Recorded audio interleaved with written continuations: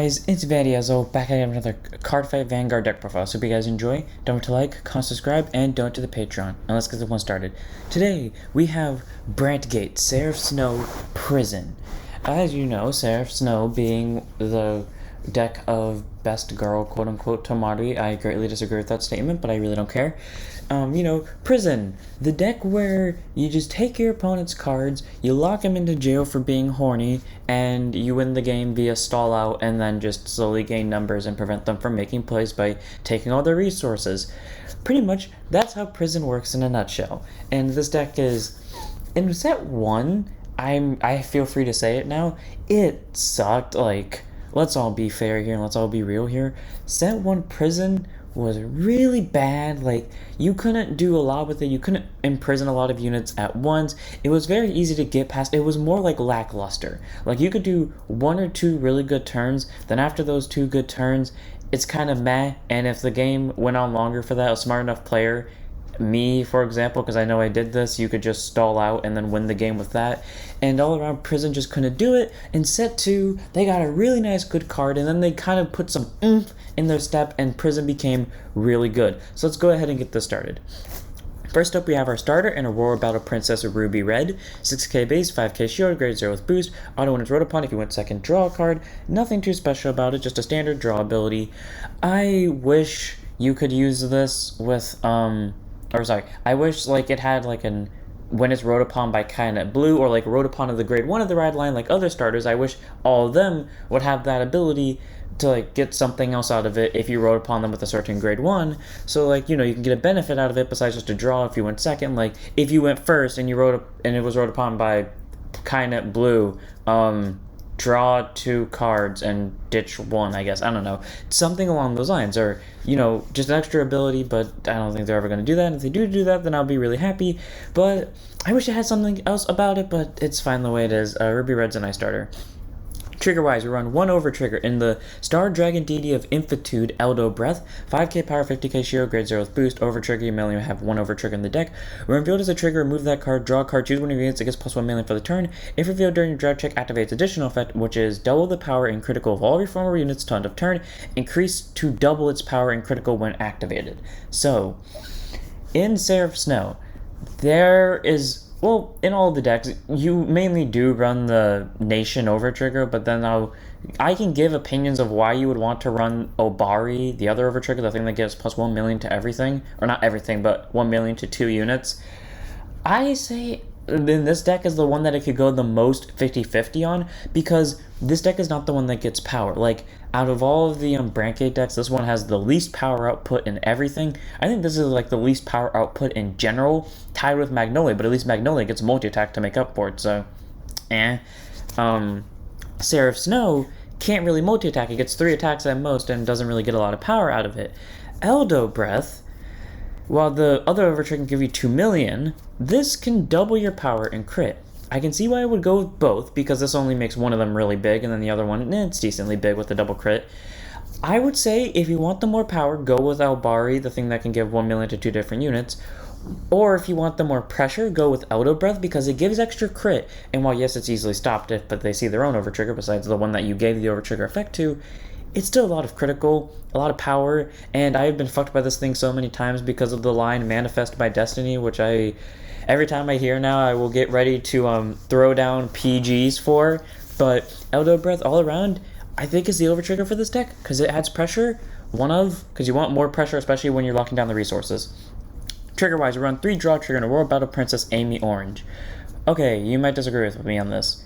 I run Amy Orange because the only cards that are exempt from the Aurora Battle Princess name ruling are PGs, which means I don't run the front trigger with a 5k shield skill.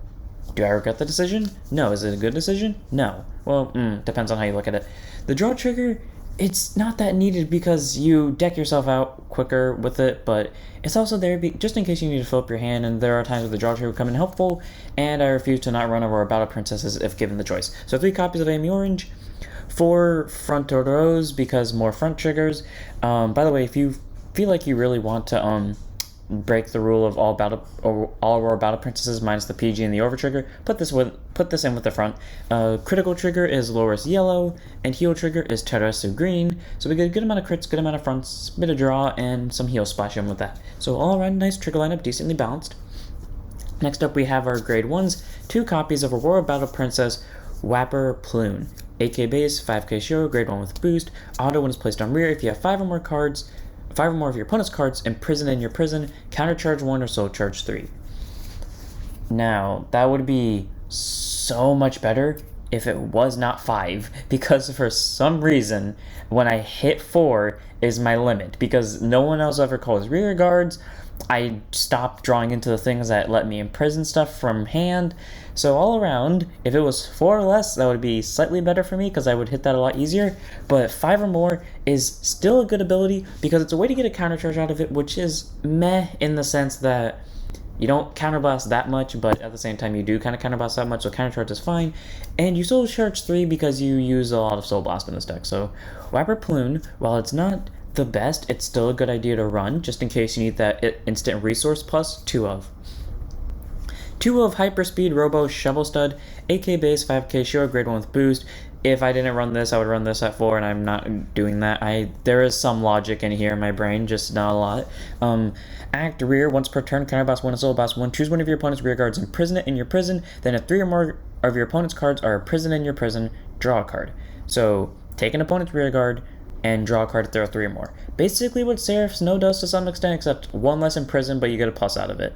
It's a counterblast and a soul blast, which makes me not like it because it takes up 1 of each, but you have this countercharger, which I never will get off ever, and you have its soul charge ability, which the soul is never really much of a problem unless it gets really late game and they're still alive somehow and going strong. Things like set 3 Greedon, yeah, that would cause us a problem, but otherwise, unless it gets late game and they're still going strong, you should be perfectly fine. Counterblast is where you start seeing a bit of problems with if you're doing it every turn. 2 of Chevalstud because he can over-abuse your resources, but he's still there because he can help you with the draw. And he's a really nice card to call down early for prison fodder. 4 PGs in Violate Dragon, 6k base, 0 shield, grade 1 with boost. Continue Sentinel, you may have up to 4 Sentinels in deck. Auto when it's placed on guard circle, choose one of your units that cannot be hit on a battle, and if your hand has 2 or more cards, discard a card from your hand. So standard PG ability, nothing too special about it, you can play very aggressively with this deck and you'll still be able to use your PG because if this and only one other card are in your hand when you use it, you don't have to discard anything for it. The downside to this is, in my opinion, this is the one deck that doesn't need this next to I don't know, Orphist, because Orphist kind of just calls down 3 big boy tokens and then just rams them to face, while in this deck you got a lot of hand cards. Yeah, eventually, like I said earlier, if the game gets to its late stages and they're still going strong, yes, then the PG's effect will come inactive, but if it's a standard game, the PG's not going to do that much in that ability turn, but it's still helpful. For some reason, I never will draw into more than 2 of them because one of them will always get damage checked within the first 2 turns and the other one will always get soul charged, but 4 copies of Violate because he is helpful when he shows up in my hand. And our last grade 1 is the one in the ride deck, Aurora Battle Princess Kyanite Blue, 8k base, 5k shield, grade 1 with boost. Auto when it's placed on Van, search your deck for up to 1 prison card, reveal it, put it to hand, and shuffle your deck. So, we get a prison, and we're in the middle of set 3 at the time of recording this, and we have yet to get another prison. I'm pretty sure we're going to get one in set 4. I'm hoping, but I'm doubtful that it will happen.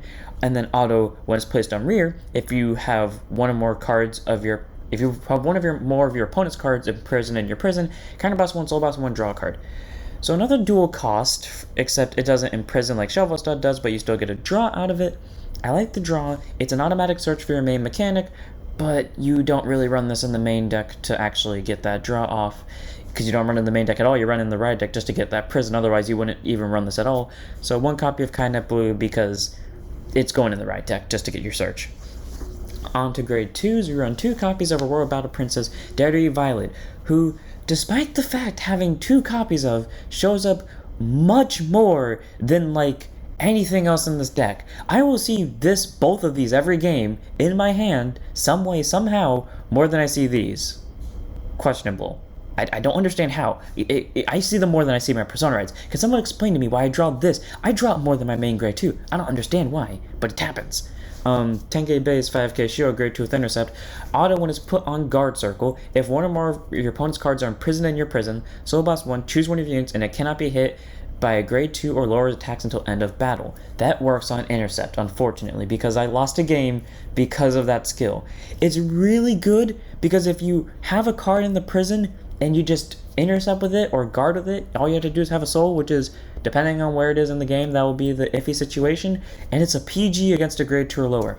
And the worst part is, when I was playing the game against with this where it screwed me over, I had enough resources to get the one card that was imprisoned out of prison, but I didn't think put meant it was intercept, which is why I left it in there. And I regret that decision, because I could have won the game, and I would have been so happy, but I screwed myself over. And in the end, yeah, that's just standard misplays.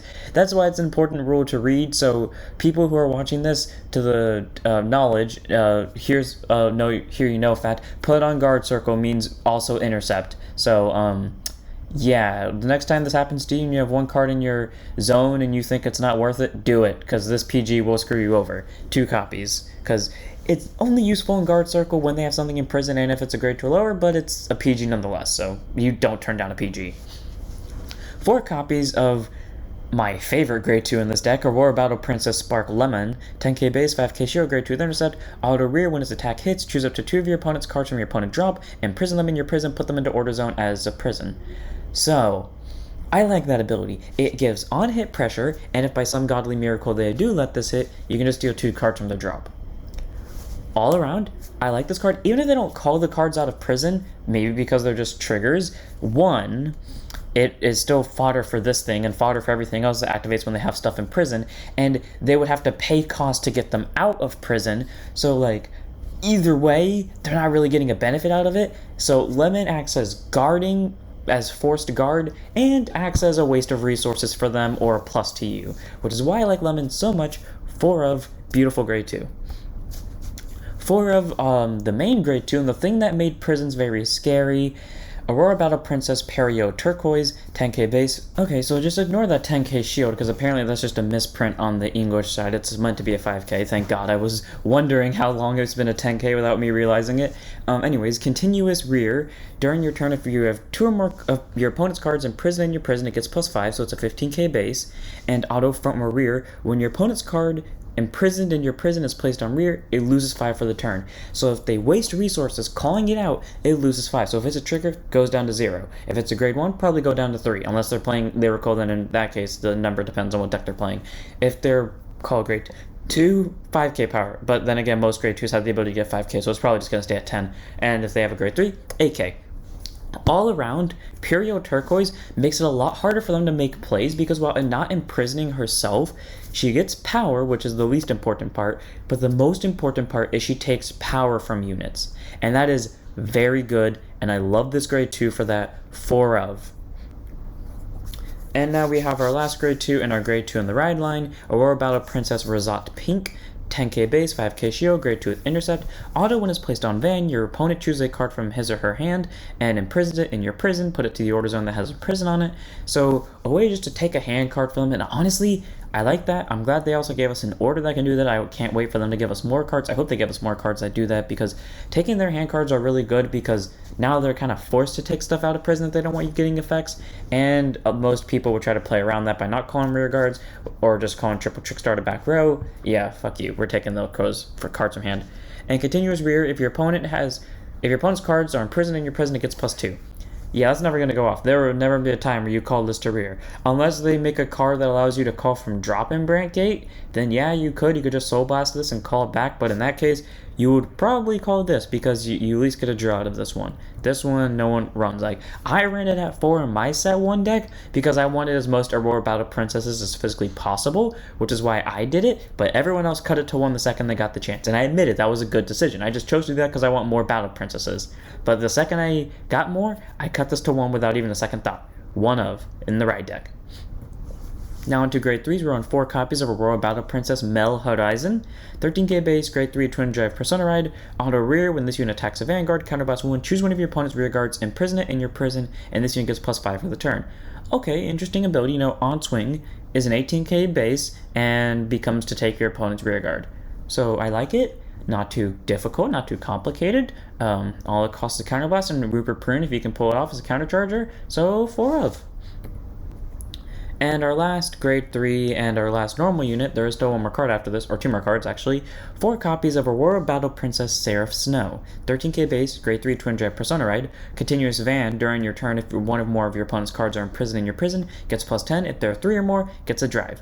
So, you know, it's easy to get 1. Risatt Pink basically guarantees that they're going to give 1 to you, and then Seraph Snow can just imprison if they take it right back, or Chevalstud, or anything else in this deck. So guaranteed plus 10, so it's a 23, and if you got 3 or more, it has triple drive, which is really nice. And Act Van or Rear, once per turn, counterblast 1, choose 2 of your opponent's rear guards, imprison them in your prison, put them into Order Zone that has a prison. So you can scoop up 2 units at once, which is really helpful. Now, out of my opinion of playing both against prison and as prison, I would say don't hit for the 3 or more unless absolutely necessary, because this deck can even without the draw triggers, it decks out really quickly, especially with the draw triggers in it. So the +1 drive is more, while yes, in the moment is really good, like in the early 2 first grade 3 turns, it's really good. Afterwards, it starts to kind of be just a kick in the shins, to where Seraph Snow is kind of hurting you more than helping you, because you're really close to decking out, and you're almost dead, and all they kind of have to do at that point is stall you out. So try not to hit for it unless you're going for the early kill, or hit for it when you know you can kill them. That's what I suggest, because the 10k is really easy to get off. You don't need to imprison more. Like, none of these require more than 3. This is the only one that requires 3 or more, so take that as you will. 4 Seraph Snow, though, 1 in the right deck, obviously 3 in the main deck. Really nice grade 3. Orders. We run 2 copies of the grade 1 order, Galaxy Central Prison Galactolus, as most people do. Grade 1 set order. After set order is played, it goes to Order Zone. Rest, choose one of your rear guards, and no, not rear guards, one of your units, and rest it to play this card. So you can play it during your first turn. So if you're going first, here's what I suggest you do. You ride Kyanite Blue from your ride deck, search your deck for Galactolus, place it, rest Kyanite Blue, and then you get its effect off, because A, you're not swinging this turn, so it doesn't matter if you rest the Vanguard. Or if you're going second, I would say call Chevalstud, because for some reason he's always in my hand. Call a PG if you really have to. I've done it. My friend has done it. We don't regret that decision. In fact, those are the games we won somehow. Or you could just call a trigger, or you can even waste a Wapper Prune, because honestly, this thing never goes off. So, you know, you have rest fodder for it. Just do that, because getting this off is more important, because do not wait till grade 2 turn, because then you can't use this ability. It is important that you get this off during grade 1. Anyways, auto when it's placed into Order Zone, Soul Charge 3, so automatically you basically get a free Soul Blast cost for this, if you somehow manage to call it, and this. So that's really good. And then continuous Order Zone, when your opponent can normal call a rear guard, they can perform one of the following. Soul Blast 1, if they do, they choose a card from their prison and call it to rear, so they can choose 1 card. And Counterblast 1, if they do, they call 2. So either they lose Counterblast and call 2, or they lose Soul Blast and call 1. In each deck, there are separate situations where this will be bad and good for them. Magnolia is like the 50-50 deck against it, like set 1 Magnolia versus set 1 Prison. I'd say Magnolia had like the disadvantage, because you could just, especially trial deck wise, like Magnolia didn't have the resources to keep up with it. Set 2, Magnolia doesn't have the resources still, but they definitely have the power to outmatch them before it becomes a really big problem. But like things like Overdress kind of die to this, because you can just take their units. I mean, if they just do the triple Trickstar thing, where I will never do that, and I have never done that, then yeah, it's going to be a problem. But if they don't do that, then it's really easy to beat them, unless I'm the one playing it and I just kind of do what I call slowly give you what you want, take everything back, and then go quadruple Superior Overdress. But anyway, well, not Superior Overdress, just Overdress in general. Anyways, it's a nice order. It can make your opponent plays a lot harder to do, and just lock them down. So 2 of. Get the joke? Lock down? Aha. Anyways, 3 copies of our last card and our grade 2 normal order. Moment of Capture, Aurora Battle Princess 24-hour coverage. Grade 3 normal order, grade 2 normal order, sorry. Played by Soul Blasting 1, plenty of soul. If your opponent's hand has 4 or more cards, they choose a card from hand and prison in your prison. Yes, we have another card that can take stuff from hand. And then if you have 3 or more of your opponent's cards imprisoned in the prison, you choose one of your units and it gets +5. So this is the only other card in the deck that requires 3 or more in the prison. Even then, that's like the least helpful effect. You do it to get rid of a hand card. That's what it is, like, get rid of a hand card. But if you really want that 5k, go for it. It's really nice to have. It can lower down your opponent's guarding capabilities, and it's really easy to pull off. And by the way, you run this at 2, one for search reasons with Kyanite Blue, and the other is just for discard fodder, like, you know, just in case you draw into it, then you can still search it with Kyanite Blue. So 3 copies of coverage because you actually need it, 2 copies of this just for consistency purposes. And that was the deck. This deck is, in all honesty, very interesting. It's my least favorite deck in terms of, how do I put this? It's my least favorite deck in terms of playstyle, but in terms of aesthetics, it's really nice. And I can see where they're going with it, and I am always interested in seeing what they will do with it. So I hope you guys enjoyed. Don't forget to like, comment, subscribe, donate to the Patreon, join the Discord, follow the Twitch, and I'll see you all in the next one. Don't forget to stand up your vanguards.